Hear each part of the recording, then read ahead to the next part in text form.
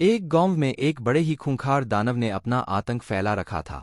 वो रात में जब चाहे गांव में घुस जाता था और इंसानों को अपना शिकार बना लेता था। उसकी इस खौफनाक हरकत से गांव का हर इंसान बहुत डरता था।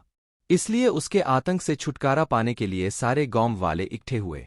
काफी देर तक बातचीत करने के बाद भी गांव वालों के पास कोई समाधान नहीं निकलता। उस विशाल दानव से लड़ने के लिए कोई भी सामने नहीं आ रहा था। दानव के सिर्फ नाम से ही गांव वालों के बीच दहशत फैल जाती थी, इसलिए उसे टकराने की हिम्मत कोई भी जुटा नहीं पा रहा था। बिना किसी समाधान के ही सारे गांव वाले अपने अपने घर निकल जाते हैं। रोज की तरह खूंखार दानव गांव में आता है। उसकी आहट सुनते ही सब अपने अपने घरों के दरवाजे बंद करके छुप जाते हैं। दानव ताज़ा मांस की तलाश में गांव के चक्कर लगाने लगता है। तभी उसको इंसानी मांस की सुगंध आई।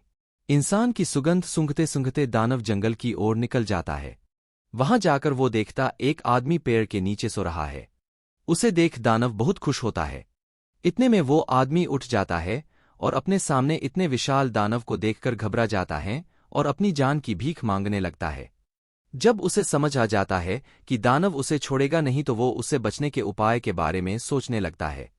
थोड़ी देर बाद उसे अपने दादी के सिखाए गए मंत्रों की याद आती है, जिससे वो किसी की भी आंखों में जलन उत्पन्न कर सकता था। तभी उसने मंत्रों को इस्तेमाल करने की सोची।